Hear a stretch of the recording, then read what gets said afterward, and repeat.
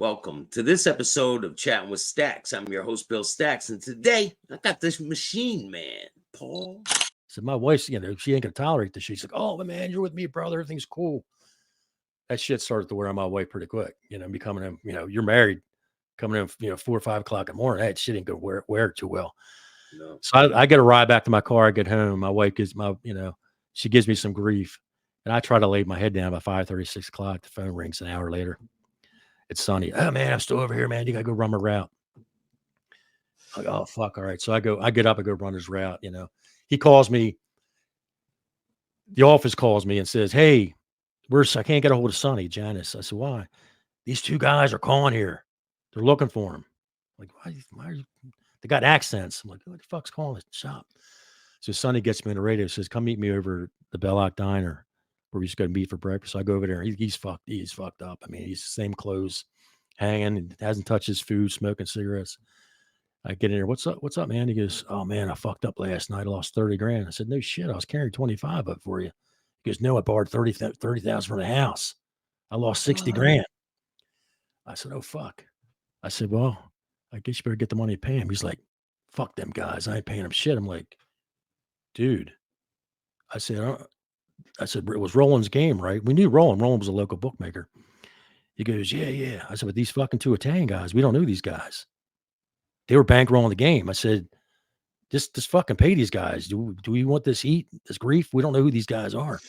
He's like, "Fuck them." He goes, "Bring your shit tomorrow. You're running with me. Bring my shotgun, my 38, all that."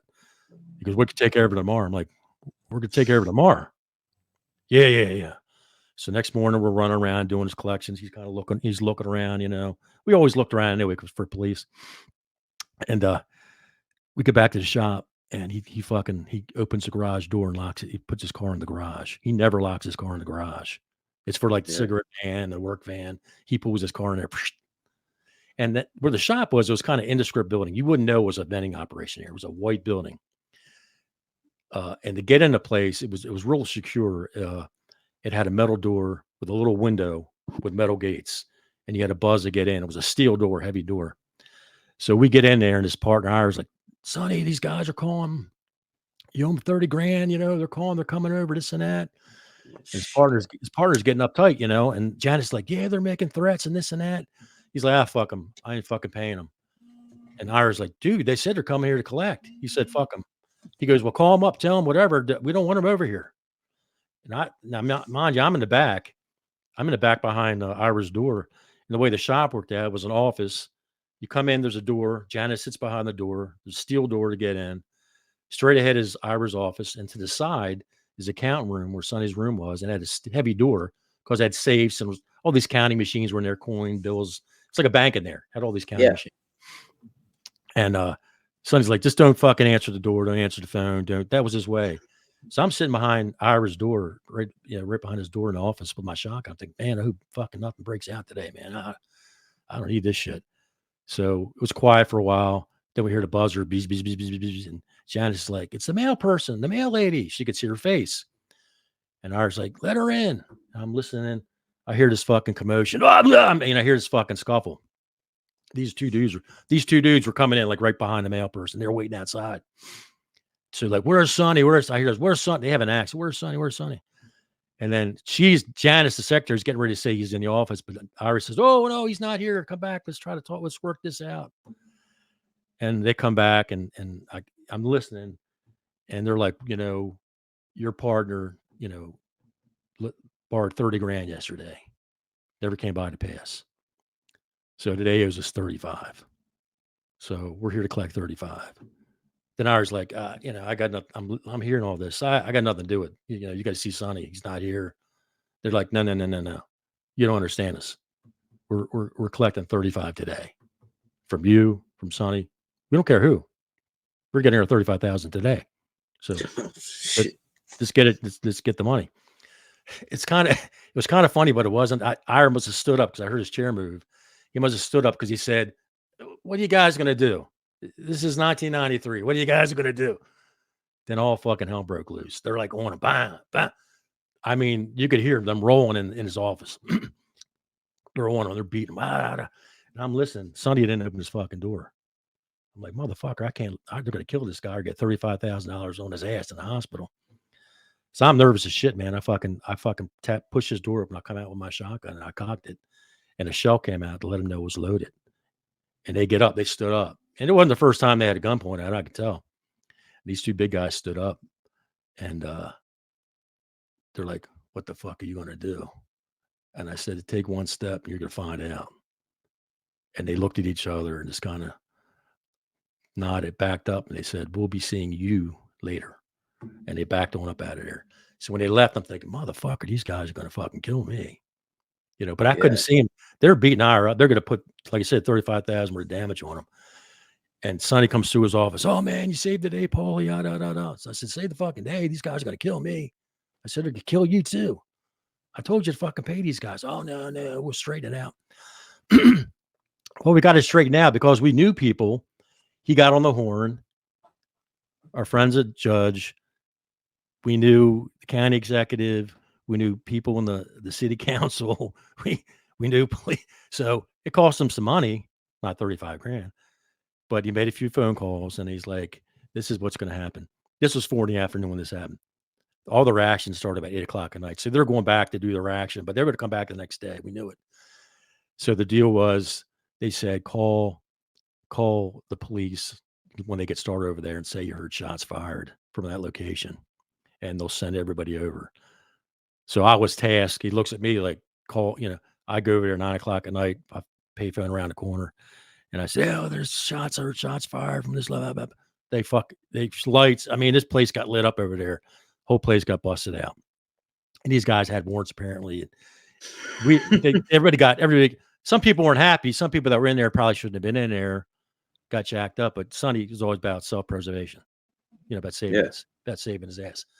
So these guys, they get sent away somewhere. They had, we didn't see them. So there was this local guy named Johnny Polano who we knew he was connected to the Jersey outfit. We knew that he was an associate. Sonny would gamble with him. This guy didn't take less than $500 a game. He was one of the biggest bookmakers in Baltimore County. And we knew he was connected. He wasn't a made guy, but he was connected. And Sonny goes, hey, you need to go talk to him. This is like 4 or 5 days after this event. You need to go talk to Johnny. I said, what? You coming with me? No, you got it, brother. Go over there and take care of it. And I'm like, one of those other, you take care of this thing. I'm thinking like, man, am I fucking mental or what? But I was drinking a lot back then. Young, dumb, out of the army, you get kind of brainwashed for being in the army. You take orders. And you think you're kind of invincible. I'm carrying a gun illegally. I'm getting away with some stuff because of my connections. So you kind of think you're invincible, but you're not. You're not invincible. And so I go over there and I sit there and I'm having lunch at Polano's place. And he comes over and funny as shit. He had this Italian sub shop. Best subs in Baltimore. He's got awards for it. He never wanted that. He bought it to launder money. But his son was such a good fucking cook. He fucking won all these awards. He never wanted that attention, but he always had a silk shirt, silk pants, the gold watch, white apron, never saw fucking grease on it. And he just kind of walked around, because he's doing his deals. He's on the phone. He's meeting people out back. He's taking bets. That's what he did. So I'm in there eating. He comes over to the table and he's staring at me. He's looking at me. He's staring at me like, what's up, John? And what's going on? He sits down. He goes, I heard what happened. I said, what are you talking about? He's like, I heard everything. I heard everything that happened. I said, oh. He goes, those guys, I don't know. We don't know who those guys are. He goes, they're like independent. They're trying to do their own thing. They weren't affiliated with anybody. They're trying to get a foothold to try to get affiliated, saying we're doing this. He goes, not saying they're not going to come back and try to get their money, but they're not anybody that I'm aware of. So he said, you got lucky. And I go, well, better lucky than dead. And he goes, yeah. So that's kind of how that went. So that right there was a culmination of him and his partner splitting. They split after that. They were done. They split the accounts. He went his way, and then I went with Sonny, and then Sonny's doing his stuff. I'm doing everything is what he wanted. He's got his girlfriends. He's going to Vegas. He's going to California. He's doing all this shit. The 3 or 4 days he's up in town. He goes home on the weekends. He's a good dad and all. I start seeing these Crown Vics like months later. These Crown Vics are showing up. Like they're outside my house. I'm living in an apartment. They're outside the accounts. I'm like thinking like, where? Okay, you have cops come home with Crown Vics. Maybe they live in where I live. But then I started seeing them at spots I'm going to, days I'm going there. Because I would Yeah. drive around, especially when we did early collections, like early in the morning. I would drive around the place, make sure nobody's hiding to try to rob me, stick me up, because that shit goes on. And I started seeing these Crown Vics after about a month. Sonny would come in town on Thursday. We settle. He'd go home. I was in town all week, brother. Me and you did this. And he had a story. We had to get our story straight. We went here. We went to this place. We had dinner here. Okay. So I tell my wife, his wife's sister, Sonny was in town. Some, telling lies to my wife to protect his ass. So we had to get Yeah. our story. Had to get our story straight. But I'm getting paid, and I'm thinking, okay, whatever. I'm making more money than I can spend. So I'm telling about these Crown Vics, and he's like, "Nah, you're full of shit." And I said, "All right, dude, come." So he comes with me one day, and we go to the one spot, Brandon's Pub, and we're driving around the block. He's, "I'll be damned." He ducks down in the car. It's a Crown Vic down there. He's like, "Man, I thought you're fucking with me." I said, "I told you." So he says, "Just be careful. Just be careful. Just be careful." Then a couple weeks later, I stopped seeing them. That they were done. I said, "Okay, maybe maybe it blew over or whatever." So maybe 2 months went by. He calls me. He would go home on Fridays and go through all his mail. And he called me up like on a Friday night. It was like 2 o'clock in the morning. Wasn't unusual for sometimes you had crazy shit going on. Because I'd go out some nights to go talk to people or meet somebody or collect something or check on somebody. Like I said, I kind of had like Yeah. doctor's hours. Yeah. Yeah, but he called me up like 2 o'clock in the morning. Like, man, what's up? He goes, we need to meet for lunch, for breakfast. I said, okay, what, Monday morning, Tuesday morning? This is Friday night. No, in an hour. Like, okay. Belloc Diner. So I get over there. He's already there. He's fucking there. And we're sitting there and, he's smoking. He's a big smoker. He's smoking. He's got coffee. I get a coffee. And he had this bill. It was like, back then it was like C&P Telephone Company or something.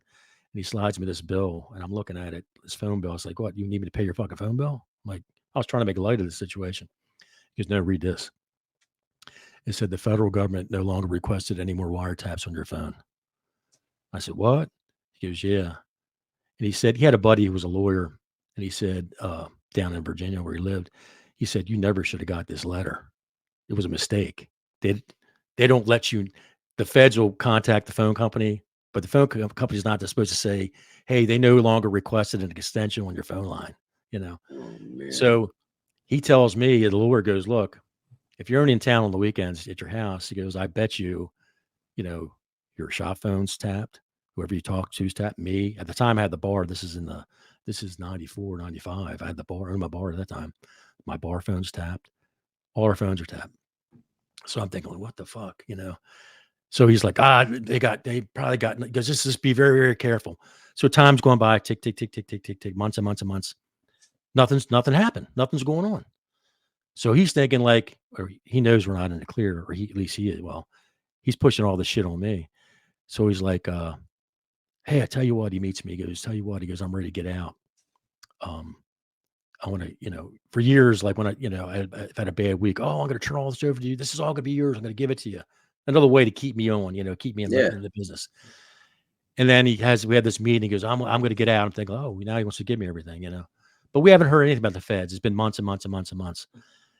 And, I said, I don't know if I want to, like, what, hey, 200,000, which was a deal, 200,000 for all his stuff. And we're doing pretty good. We're making half his shit. He's still doing 25, 30,000 a week. I think like, man, that's giving it away like 200,000, but there's a catch. You own that business. So if the feds are coming after me, they're coming after you. Yeah. I mean, so I'm like, he's like, well, think about it. He goes, it's a real good deal. I said, yeah, I thought about it. I don't want it. I don't fucking want it. And then at that point, I'm still working. He stopped talking to me. Now I'm working for him. He's leaving me notes in the shop. He'll only talk to me if he has to. I'm thinking this is kind of fucked up, And then I get wind he's like, he goes to the other operators, and he stopped taking me to these meetings with the other operators. He's like, he's telling the guys I went out, I'm gonna retire, I'm gonna piece off all my stuff. That's why he didn't want me there. So one of the route men, kind of like equivalent to me, came to see me at my bar. Hey, how you doing, Paul? Hey, what's up? Yeah, I'm going through this, son. He's selling his stuff. I said, yeah. He goes, didn't he want to sell it to you? I said, yeah, but I don't want it. I got my bar here. I'm good. I'm doing good. I make enough money here. He goes, all right, well, I got these lists of accounts I got to check out and all. I said, oh, what do you got? My fucking bar's on that list. Oh, I said, yeah. I ain't fucking part of that list. Oh, he said you are because you're making 3,000 a week and all. I said, I'm not on that fucking list. You crossed my fucking name off there. Well, Sonny says you are. I said, I don't give a fuck what Sonny says. I'm not on that fucking list. He goes, but this is going to affect the price. I said, I don't give a shit what it affects. So then they get back to Sonny. He's pissed off. Oh, you got to come see me. Da, da, da. So I go over to the office. He's not there. There's a big note on the desk that says, sign this. There's a contract with him for 5 years with my bar, a vending contract. Because he wants to lock me in as part of the package to sell all his shit. Now, he didn't tell these other guys the feds were on him. He didn't tell these other guys that. So I ripped the fucking thing up. I left my keys on his table. Had a key to lock the door, threw it in the slot. You the key for the office, or what about the bar? No, my bar is my bar. I own that bar. I bought that bar. That was my bar. That was like another gift to me. Like when shit was going bad. Hey man, why don't we'll get you set up in a bar? It's your place. You run my vending account. This bar is yours for forever. It's like your side hustle. Yeah, they say that, but well, no, it was probably. No, I had it all done legal because from Phil's little talk, it was all legal. We got a legal. I got my lawyer Sydney. Everything was in my name. I didn't even have a vending agreement with him. He loaned me $25,000 initially to buy it, which I paid him back. I didn't even sign any papers for that. That's how much he trusted me. Yeah. Loaned me money. I never signed shit. I gave him all his money back. Never signed anything. We split the money. That was like I was making, the 35, the extra 2. And then the bar, I'm making money from the bar, owning that. Bought it in 93. This is like 95. And I'm making another $3,000 from the poker machine. So I'm doing pretty fucking good. Yeah. So I'm thinking like I don't need the vending business. Like I'm doing well with that little bar. I'm making a nice living there. I'm making $250,000 a year out of that little bar, 2,000 square feet. So he's pissed. So I leave. I throw all the shop keys to all the machines we had, all the bars we had, and then I locked the door and I threw the door key through the slot. So by the time I get home, he's cussing. My wife's on the phone. He's cussing her out, and I get on the phone and say, "Motherfucker, my wife has nothing to do with this. She has nothing to do with this between me and you. I wouldn't call your wife up and cuss her out or tell your wife you're running around with all these broads." And he gets broads knocked up and shit. I mean, it's. I had to give a girl money one time and send her to Florida to get that taken care of. I never told that on any other podcast. I mean, he was just had me doing some shit that I wouldn't.